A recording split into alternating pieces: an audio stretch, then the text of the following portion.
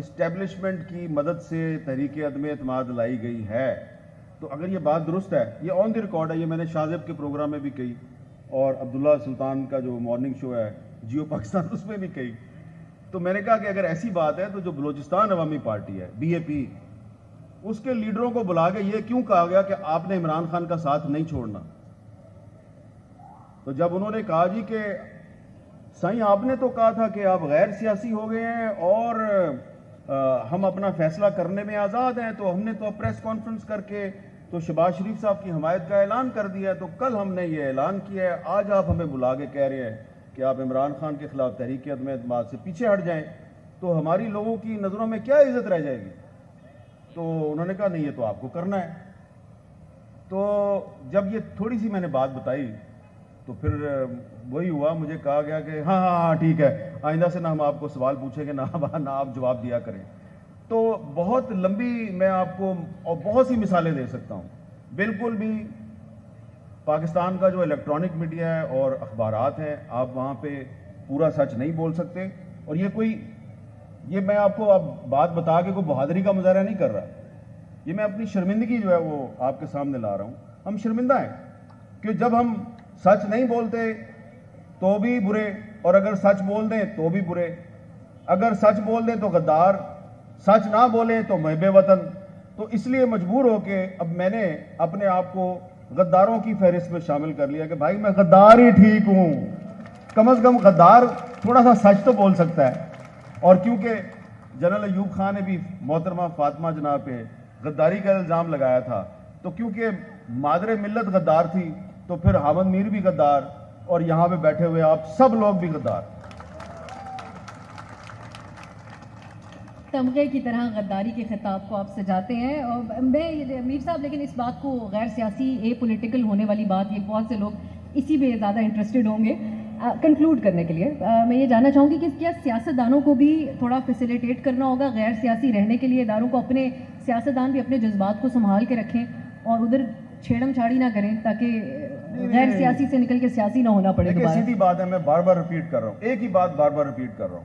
میں نے ابھی آپ کو یہ بچی جو بیٹھی ہوئی ہے اس کی مثال دی، اس کے باپ کے ساتھ جو ہوا ہے، آج دیکھیں نا 15-16 سال ہو گئے ہیں، اس کا باپ نہیں آیا اس کے پاس۔ یہ پاکستان کے آئین کے آرٹیکل 10 کی خلاف ورزی ہے۔ آرٹیکل 10 کہتا ہے کہ جب آپ کسی کو اٹھاتے ہیں تو 24 گھنٹے کے اندر آپ نے اس کو مجسٹریٹ کے سامنے پیش کرنا ہے، ٹھیک ہے؟ یہ آرٹیکل 10 کی خلاف ورزی ہے۔ اسی طرح ایک اور مثال آپ کو دوں کہ یہ عالمی اردو کانفرنس ہے، عالمی اردو کانفرنس۔ میں کراچی آرٹس کونسل کو، احمد شاہ صاحب کو، ان کے کولیگز کو مبارکباد پیش کرتا ہوں کہ آپ نے بڑی ایک کامیاب کانفرنس کا انعقاد کیا اردو کے نام پہ، لیکن آئین پاکستان کی دفعہ 251 پڑھیں، 251، اردو نہ صرف پاکستان کی قومی زبان ہے بلکہ آپ کو اسے پاکستان کی قومی زبان بنانا ہے۔ اور آرٹیکل 251 کی جو سب کلاس 2 ہے وہ یہ کہتی ہے کہ تمام جو علاقائی اور صوبائی زبانیں ہیں، اگر کوئی صوبائی اسمبلی ان کو آفیشل زبان بناتی ہے تو آپ اس کو بھی آفیشل زبان کے طور پہ قبول کریں گے۔ تو اردو کو اور جو باقی صوبائی زبانیں ہیں ان کو آپ کے آئین نے قومی زبانوں کا درجہ دیا ہے، اور سپریم کورٹ آف پاکستان نے 2015 میں حکم دیا حکومت پاکستان کو کہ آپ فوری طور پہ آرٹیکل 251 کی پابندی کرتے ہوئے سپریم کورٹ سمیت تمام جو سرکاری ادارے ہیں ان کی جو آفیشل لینگویج ہے اس کو اردو کر دیں۔ سپریم کورٹ نے کہا، کشور نعید صاحبہ اور نور الہدیٰ شاہ صاحبہ، سپریم کورٹ کا 2015 کا فیصلہ ہے کہ آئندہ سے سپریم کورٹ کے تمام فیصلے اردو زبان میں لکھے جائیں گے اور جاری کیے جائیں گے، لیکن سپریم کورٹ آف پاکستان آج بھی اپنے فیصلے کی خود خلاف ورزی کر رہی ہے، خود توہین عدالت کی مرتکب ہو رہی ہے اور اپنا کوئی فیصلہ اردو میں جاری نہیں کرتی۔ آپ پاکستان کے آئین کے آرٹیکل 251 کی بھی خلاف ورزی کر رہے ہیں، سپریم کورٹ کے 2015 کے فیصلے کی بھی خلاف ورزی کر رہے ہیں، آپ انسانی حقوق کی بھی خلاف ورزی کر رہے ہیں، آپ جمہوری اقدار کی بھی خلاف ورزی کر رہے ہیں۔ آپ کے تمام مسائل کا حل 1973 کے آئین میں ہے جو اس وقت پاکستان کی واحد متفقہ دستاویز ہے۔ اس کے بعد کوئی کسی آئین پر آپ کبھی اتفاق نہیں کر سکیں گے، یہ میں آپ کو لکھ کے دینے کے لیے تیار ہوں۔ تو اس آئین میں جو لکھ دیا گیا ہے اس پر آپ عمل درآمد کریں. یہاں پر جو نوجوان بیٹھے ہیں ان کا مستقبل جو ہے یہ بھی محفوظ ہو جائے گا اور پاکستان کا مستقبل بھی محفوظ ہو جائے گا. اگر آپ کے ججوں نے, جرنیلوں نے, جرنلسٹوں نے, پارلیمنٹ نے اگر اس آئین کی پابندی نہیں کرنی تو پاکستان کبھی ترقی نہیں کر سکتا. میر صاحب کچھ صحافت کے معیار کے حوالے سے ضرور کہیے گا, کیونکہ تنقید جو ہے وہ اکراس دا بورڈ ہوتی ہے, وہ شخصیات کے حوالے سے نہیں ہوتی ہے. اور ایک دور آج بھی ہے, اگر حال کی بات کریں, بہت سے صحافی ہیں جو کہتے ہیں کہ وہ زیر عتاب ہیں, کچھ کو ملک سے جانا بھی پڑا اور کچھ کا شکوہ جو ہے وہ ہمیں نظر آتا ہے ان کے اوپر FIRs جو کٹتی ہیں اس کے سلسلے میں. آپ سمجھتے ہیں کہ آج بھی قدغن ہے, اور اگر ہے تو اتنی ہی سیریس, اتنی ہی سنجیدہ ہے جتنی ماضی میں تھی؟ اس حوالے سے کیا کہیں گے؟ اور میر صاحب جو صحافت کا معیار ہے اس میں کتنا کردار ہمارا اپنا خود کا صحافیوں کا ہے کہ لوگوں کا اعتبار ہٹا اور اب جتنے منہ اتنی باتیں والا حساب بھی ہو گیا. بہت سارے لوگ ہیں وہ سوشل میڈیا پہ, یوٹیوب کے ذریعے بات چیت کرتے ہیں اور اس کے بعد جو ٹرولنگ ہے, جو سچ بولتے ہیں, جو لوگ وہ بات کرتے ہیں جو طاقتور حلقے نہیں سننا چاہتے, ان کی ٹرولنگ ہوتی ہے. اور ہمیں ایک ایسا ماحول بھی نظر آتا ہے جہاں پر شخصیت پرستی ہوتی ہے, وہ صحافیوں کی شخصیت پرستی بھی ہونے لگی ہے. پہلے تو سیاسی لیڈران کی ہوا کرتی تھی, اب ہم دیکھتے ہیں اسٹیج پر, سیاسی جلسوں کے اسٹیج پر بلایا جاتا ہے, ان کے لیے بڑی تالیاں بجائی جاتی ہیں کچھ صحافی لوگوں کے لیے. تو آپ سمجھتے ہیں کہ آپ ان لوگوں کو صحافی سمجھتے ہیں, اور کیا آپ سمجھتے ہیں کہ ہمیں ڈیفائن کرنے کی ضرورت ہے کہ اصل صحافی کون ہے, تاکہ لوگوں کا ہمارے پیشے سے اعتبار نہ ہٹ جائے؟ اب آپ نے ایک سوال میں بہت سے سوال اکٹھے کر دیے ہیں, تو میں سب سوالوں کا جواب نہیں دیتا. میں اس کا آپ کے بہت سے سوالوں کا ایک چھوٹا سا جواب یہ دیتا ہوں کہ دیکھیں, پاکستان میں تو صحافت آزاد نہیں ہے. اگر صحافت آزاد ہوتی تو ارشد شریف پاکستان سے نہیں بھاگتا, پاکستان چھوڑ کے نہیں جاتا. اگر صحافت آزاد ہوتی تو ارشد شریف کو کینیا میں قتل نہ کیا جاتا. اگر پاکستان ایک آزاد ملک ہوتا تو کریمہ بلوچ کو کینیڈا میں قتل نہ کیا جاتا. اگر پاکستان آزاد ملک ہوتا تو ساجد بلوچ کو سویڈن میں قتل نہ کیا جاتا. اور اگر پاکستان میں انصاف اور قانون کی حکمرانی ہوتی تو اس وقت جو ہزاروں افراد پاکستان میں لاپتہ ہیں, ان کی مائیں بہنیں سڑکوں پہ دھکے نہ کھا رہی ہوتی. نہ صحافت آزاد ہے, نہ پاکستان کا معاشرہ آزاد ہے, نہ آپ کی پارلیمنٹ آزاد ہے. آپ کا معاشرہ اس وقت آزاد ہوگا جب پاکستان کی پارلیمنٹ اور جوڈیشری آزاد ہوگی اور جب میڈیا آزاد ہوگا. تو اگر پاکستان میں آپ کو صحافت میں لگ رہا ہے کہ ڈیٹیریوریشن آ رہی ہے, انحطاط آ رہا ہے, تو یہ آپ کو معاشرے کے ہر طبقے میں نظر آئے گا. لیکن مجھے تھوڑی سی امید یہ ہے کہ دیکھیں, یہاں پہ جو اتنی بڑی تعداد میں نوجوان ہیں اور بزرگ بھی بیٹھے ہیں یہاں پہ, تو یہ سب لوگ آپ کی اور میری باتیں سن رہے ہیں. حالانکہ ہم اس قابل تو نہیں ہیں کہ ہماری باتیں یہ سارے لوگ سنیں, لیکن یہ کسی امید میں آیا نا, اور ہر قسم کی بات سن رہے ہیں. اور جب ہم اپنے آپ کو غدار کہتے ہیں تو یہ تالیاں بجاتے ہیں. تو اس کا مطلب ہے کہ پاکستان کا مستقبل روشن ہے. پاکستان کے لوگ جو ہیں وہ اختلاف رائے کی آزادی جو ہے اس پہ یقین رکھتے ہیں.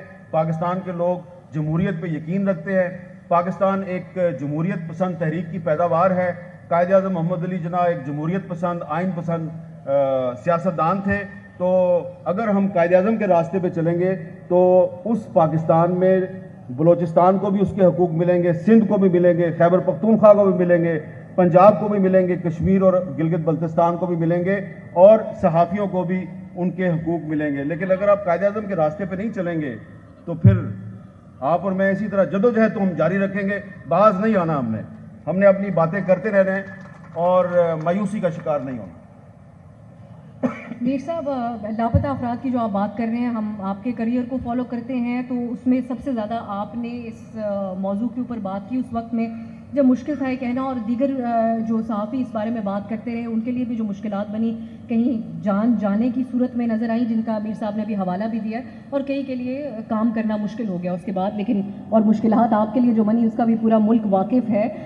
میں یہ چاہوں گی کہ آپ ایک تو یہ بتائیں کہ آپ کا جو اوور آل سفر رہا صحافت میں, اس میں سب سے زیادہ مشکل, جس کا اگر آپ نے ماضی میں کبھی ذکر نہ کیا ہو, خاص طور پہ آج کے اس موقع کی مناسبت سے اگر آپ بات کریں, کون ایسا موقع رہا یا کون سا ایسا موضوع رہا جو سب سے زیادہ مشکل رہا؟ کیا وہ لاپتہ افراد کے حوالے سے بات کرنا ہی ایک ایسا موضوع تھا؟ اور دوسری بات اسی میں اگر اپنے جواب میں آپ کہیے کہ جو اب سول سوسائٹی ہے اور جو صحافی ہیں, یہ ان کو معلوم ہے کہ ان کی جان بھی خطرے میں ہو جاتی ہے, لیکن کس طریقے سے وہ اپنا رول پلے کر سکتے ہیں اور اپنی جان کی حفاظت کو یقینی بناتے ہوئے کیا کوئی شعر و شاعری میں بات کی جائے, کارٹون بنا کے بات کی جائے, یا سیدھے سیدھے اپنے الفاظ رکھ دیے جائیں؟ آپ کے سوال کا جو آخری حصہ میں اس کا جواب پہلے دوں گا. دیکھیں پہلی بات تو یہ ہے کہ جب آج سے کچھ سال پہلے مجھے لوگ کہتے تھے جی نوجوان کہ جی ہم صحافی بننا چاہتے ہیں, تو میں کہتا تھا بالکل بنے. اور کیسا پیشہ ہے صحافت, میں کہتا تھا ضرور صحافت میں آئیں. پھر آہستہ آہستہ کچھ ایسے واقعات پیش آئے کہ مجھے یہ محسوس ہوا کہ میں غلط مشورہ دے رہا ہوں. تو اب میں یہ کہتا ہوں کہ اگر آپ پرسکون زندگی گزارنا چاہتے ہیں تو کبھی صحافی نہ بنیں. ہاں اگر آپ پاگل ہیں اور آپ ناانصافی کے خلاف جنگ لڑنا چاہتے ہیں اور جان ہتھیلی پہ رکھ کے جدوجہد کرنا چاہتے ہیں تو پھر آپ صحافی ضرور بن جائیں. ٹھیک ہے, تو صحافت صرف صحافت نہیں بلکہ سیاست بھی پاکستان میں بڑی مشکل ہے. یہاں پہ میں بہت سے ادیبوں کو دیکھیں, سہیل بڑائی صاحب بیٹھے ہیں, ان کی کتاب جو ہے وہ آئی, ابھی بات ہو رہی تھی پچھلے سیشن میں, یہ کمپنی نہیں چلے گی, تو بڑی زیادتی ہوئی. ان کی کتاب جو ہے اس کے پبلشر کو تنگ کیا گیا, ان کے ادارے کو تنگ کیا گیا, کہا گیا جی تصویر بدل دو. تو میں نے ایک مثال دی نا, جو میرے سامنے لوگ بیٹھے ہوئے ہیں, میں تو انہی کی مثالیں دوں گا نا. تو کس طرح میں کہہ دوں کہ صحافت پاکستان میں ایک بڑا پروکار اور بڑا باعزت پیشہ ہے. یہاں پہ تو میں کہتا ہوں کہ مردوں کو چھوڑ دیں, آپ بھی ایک عورت ہیں اور ایک صحافی بھی ہیں ساتھ میں. پاکستان میں ایسا ماحول جان بوجھ کے بنایا جا رہا ہے کہ جو نوجوان لڑکیاں ہیں, نوجوان فیمیل جرنلسٹ, وہ آگے نہ جائیں, اور ان کو ڈسکریج کیا جاتا ہے اور ان کو پیچھے کی طرف دھکیلنے کی کوشش ہوتی ہے. حالانکہ میں اخبار کا ایڈیٹر بھی رہا ہوں, میں نے ٹی وی چینل جو ہے اس کی لانچنگ سے لے کے اب تک میرا اس میں کردار رہا ہے. میں یہ سمجھتا ہوں کہ مردوں کی نسبت پاکستان کی جو خواتین ہیں وہ زیادہ اچھی صحافی ہوتی ہیں. اور ایک خاتون جب آپ کے نیوز روم میں آ جاتی ہے نا, صرف ایک خاتون, تو آپ کے پورے نیوز روم کا ماحول ٹھیک ہو جاتا ہے. میں نے ایک دفعہ ایک نوجوان صحافی تھی, میں نے اس کو کرائم رپورٹر بنا دیا, کیونکہ خواتین سے کرائم کی بیٹ نہیں لی جاتی. خواتین سے کون سی بیٹ لیتے ہیں, ان کو کون سی بیٹ دیتے ہیں, ہیلتھ کی دے دی, ایجوکیشن کی دے دی. اور اگر افسا کومل جو ہے وہ اینکر بن جائے تو کہتے ہیں دیکھیں نا یہ تو نیوز ریڈر تھی, اس کو کیوں اینکر بنا دیا. تو بہت سے نیوز اینکر جو ہیں وہ پروگرام اینکر بنے, ان پر تو نہیں سوال اٹھاتے, لیکن ایک خاتون بن جائے تو اس پہ سوال اٹھا دیتے ہیں. میں نے ایک نوجوان لڑکی کو کرائم رپورٹر بنا دیا. وہ جب کرائم رپورٹر بنی تو اس نے اسلام آباد شہر کی پولیس کو آگے لگا لیا, اور کچھ دن کے بعد شہر کے بڑے نامی گرامی کرائم رپورٹر جن کا تعلق مختلف اخبارات سے تھا, وہ اکٹھے ہو کے میرے پاس آ گئے, اور ساتھ میں صحافیوں کے ایک لیڈر بھی میرے ساتھ ان کے ساتھ آ گئے, وہ بھی کرائم رپورٹر تھے. انہوں نے کہا جی آپ کی مہربانی, یہ اس بچی کا نام لیا, اس کو کرائم کی بیٹ سے ہٹائیں, اس کو کوئی ہیلتھ کی ایجوکیشن کی بیٹ دے دیں. میں نے کہا کیا کیا اس نے؟ کہتے ہیں جی روز مسنگ ڈالتی ہے, روز ایسی خبر دیتی ہے کرائم کی جو ہم نے نہیں دی ہوتی, تو ہماری بڑی کھچائی ہوتی ہے. میں نے کہا تم کیوں نہیں دیتے؟ اس نے کہا جی اگر ہم دیں گے تو گھر کا خرچہ کیسے چلے گا. تو ایک خاتون کرائم رپورٹر جو ہے اس نے میرے سامنے پاکستان کے وفاقی دارالحکومت کے جو بہت بڑے بڑے صحافی تھے ان کی حقیقت کھول دی. تو میں یہ سمجھتا ہوں کہ اگر آپ نے اپنی صحافت کو اور سیاست کو آگے لے کے جانا ہے تو اس میں جو خواتین ہیں ان کو انکریج کرنا ہوگا, اور انکریج یہ نہیں کرنا کہ آپ ان کو انڈیو فیورز دیں, بالکل انڈیو فیورز نہ دیں, ان کو ان کا جائز رائٹ دے دیں. اگر وہ باصلاحیت لڑکی ہے تو اس کو وہی ٹریٹمنٹ دیں جو کہ آپ کسی باصلاحیت لڑکے کو دیتے ہیں. لڑکیاں آگے جائیں گی, خواتین آگے جائیں گی, تو آپ کی سیاست بھی آگے جائے گی, آپ کی صحافت بھی آگے جائے گی.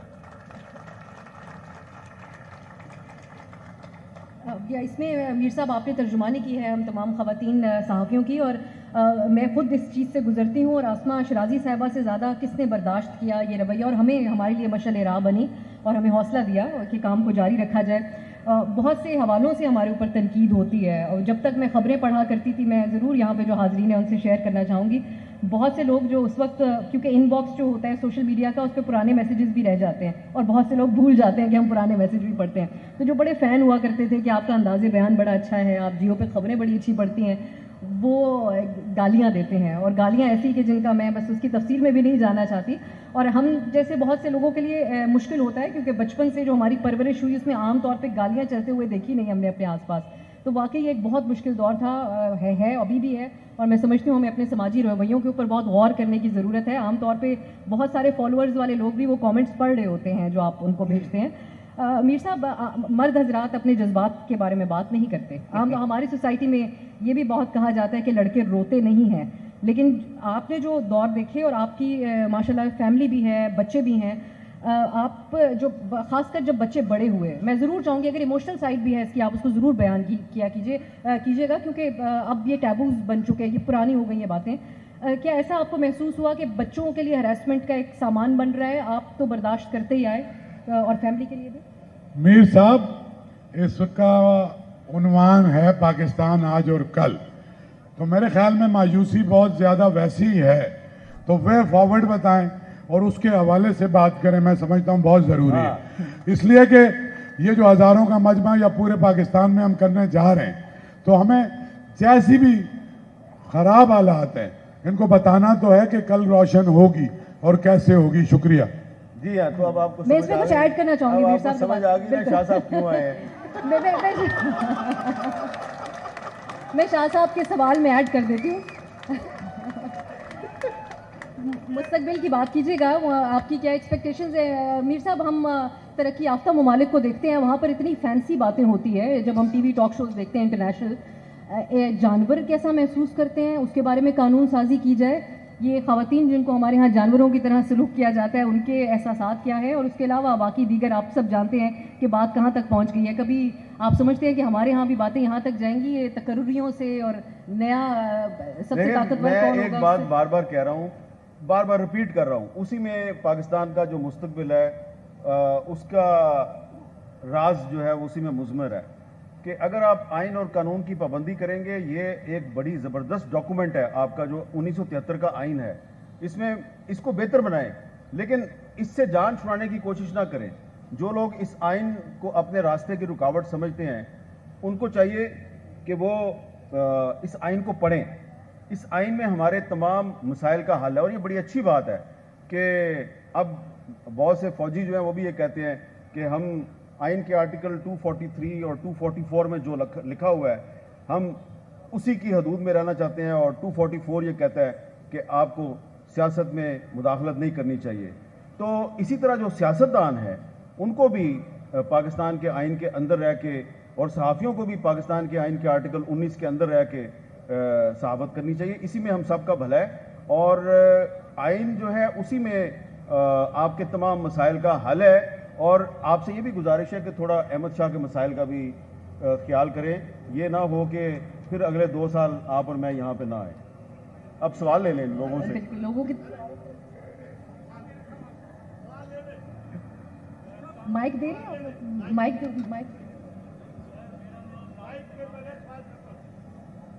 آپ ذرا نوجوان سر، نوجوان سے پہلے نوجوان۔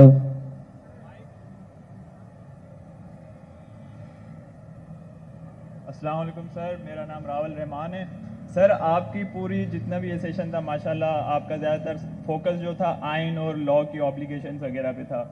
میرا سوال یہ کہ آپ کیا سمجھتے ہیں اپنے پورے تجربے میں کہ اس وقت یہ جتنی بھی عوام بیٹھی ہوئی ہے ان میں سے آئین کے بارے میں کتنی اویئرنیس ہے انہیں؟ دیکھیں میرے پیارے بھائی، کنٹینیو سر، اس میں ایڈ آن کر ایک سیکنڈ۔ سپریم کورٹ کی جو لیگل ایجوکیشن کے حوالے سے ججمنٹ تھی جس میں انہوں نے بارڈ لگایا کہ جی 100 سے زیادہ ایڈمیشن نہیں ہو سکتے، تو اس میں خود ہی وہ ججمنٹ میں کہتے ہیں کہ رائٹ ٹو جسٹس کا مطلب صرف یہ نہیں ہے کہ آپ کو انصاف ملے، آپ انصاف کے بارے میں تعلیم بھی حاصل کریں۔ تو 100 کا بارڈ لگانے کے بعد باقی اسٹوڈنٹس کا جو آپ نے جو سوال جو ہے نا، آپ نے کہا ہے کہ ان لوگوں کو آئین کا کتنا پتہ ہے، ٹھیک ہے، یہاں پہ بہت سے جرنلسٹ بیٹھے ہوئے ہیں، ان کی تمام زندگی آئین اور قانون کی بالادستی کے لیے جدوجہد میں گزر گئی ہے۔ میں نے کراچی پریس کلب کا سب سے پہلے ذکر کیا، اس کا پریزیڈنٹ ادھر بیٹھا ہوا ہے، ٹھیک ہے، اور کراچی پریس کلب کی ایک پوری تاریخ ہے، یہاں پہ بہت سی پولیٹیکل پارٹیز کے ورکر بیٹھے ہوئے ہیں۔ ایک میری بات یاد رکھنا، پاکستان کے عوام کو کبھی بیوقوف مت سمجھنا۔ پاکستان کے عوام جو ہے نا وہ آکسفورڈ اور ہارورڈ یونیورسٹی کے ایجوکیٹڈ سیاستدانوں سے زیادہ سمجھدار ہیں. اور جو علم ہوتا ہے نا، علم اور بصیرت، یہ غیر ملکی یونیورسٹیوں کی ڈگریوں سے نہیں آتی. ایک عام آدمی جو ان پڑھ ہے، جو اپنا نام نہیں لکھ سکتا، اس سے بھی کبھی آپ بات کریں نا دور دراز علاقوں میں جا کے، تو وہ بھی آپ کے ساتھ بڑی بڑی عقل کی اور فہم کی باتیں کرتا ہے. ایک سپیرا جو بین بجاتا ہے، ایک ڈھول والا جو ڈھول بجاتا ہے، کسی مزار پہ ناچ رہا ہوتا ہے، اس سے بھی جب آپ بات کریں گے وہ بھی آپ کو بڑی عقل کی باتیں بتائے گا.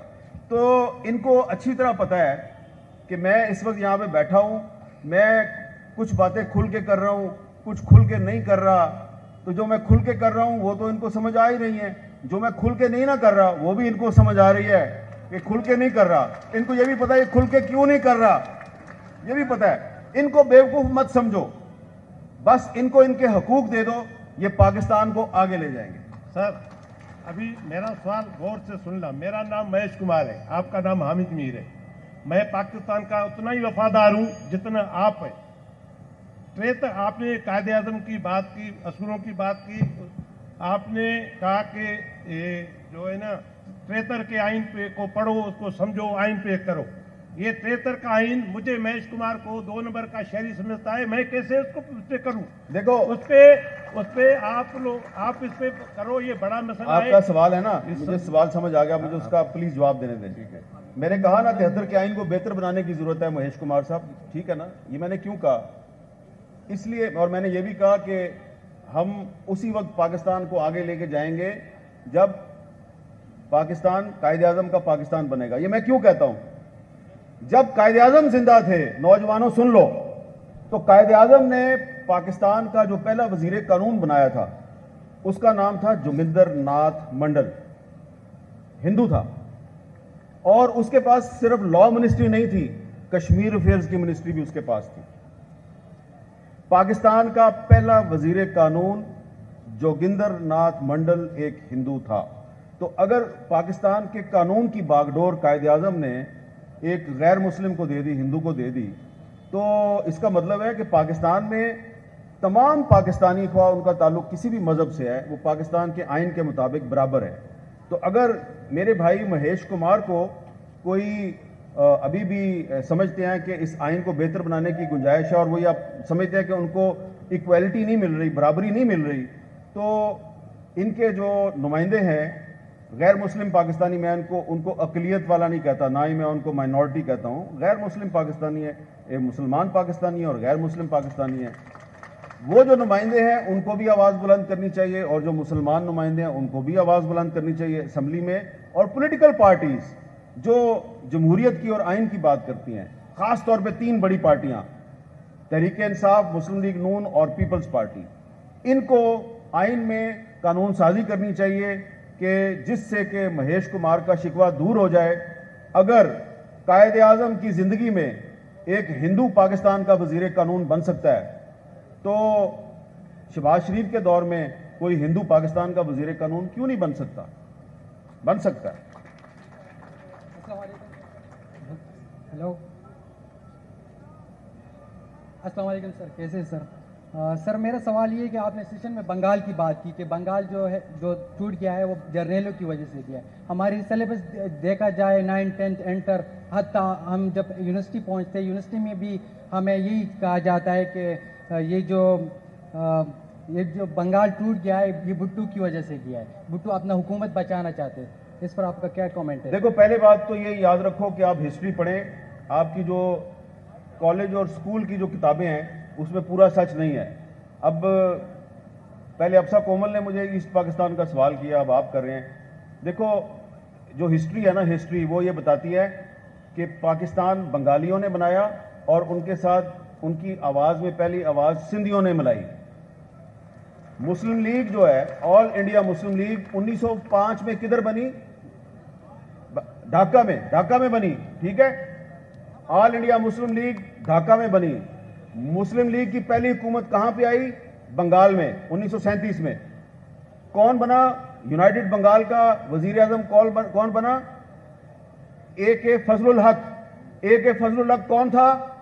23 مارچ 1940 کو لاہور میں پاکستان ریزولوشن اے کے فضل الحق نے پیش کی. اور سندھ اسمبلی پاکستان کی پہلی اسمبلی تھی جس نے پاکستان کے حق میں قرارداد پیش کی. تو پاکستان کی تحریک کا آغاز بنگالیوں نے کیا, ان کو سب سے پہلی سپورٹ سندھ نے دی, اور اس کے بعد پاکستان کا ماما اور چاچا اور تایا کوئی اور بن گیا, اور انہوں نے پاکستان توڑ دیا, اور پاکستان توڑ کے کہا او ہو بنگالی بڑے غدار تھے. او بھائی اگر بنگالی غدار تھے تو انہوں نے مسلم لیگ ڈھاکہ میں کیوں بنائی؟ انہوں نے, اور حسین شہید سہروردی صاحب جو ہیں, فضل الحق صاحب کے بعد حسین شہید سہروردی صاحب جو ہیں وہ پرائم منسٹر بنے, اور حسین شہید سہروردی صاحب جو ہیں ان کے خلاف اتنی گندی سازش ہوئی کہ اگر آپ ان کی کتاب پڑھیں نا, بیگم شائستہ کرام اللہ صاحب نے جو ان کی کتاب, ان کی بایوگرافی لکھی, آپ کی آنکھوں میں آنسو آ جائیں گے کہ ایک آدمی جو کہ جس نے 1946 میں قرارداد دلی پیش کی اور کہا کہ جی 23 مارچ 1940 کو آپ نے صرف یہ جو پنجاب سندھ سرحد بلوچستان